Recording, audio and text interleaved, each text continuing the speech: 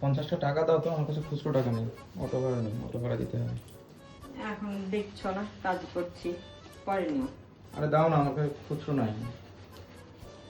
দেখছো না, দেরি করো তাহলে। দাও, দেখছো দাও, তো কাজ করছি। তাড়াতাড়ি দাও। তো তুমি ঝামেলা করো না, কাজের সময় এসে শুধু ডিস্টার্ব করো। টাকা লাগবে বলছো? দাও 50 টাকা। এই ঘরে আবার কবে থেকে টাকা রাখিয়ে দাও? আমার কোথায় টাকা থাকে না থাকে তো তুমি কিভাবে জানবে? চলো।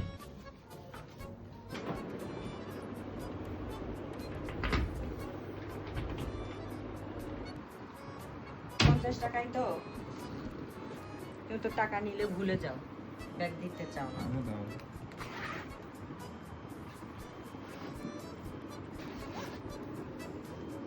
হুম।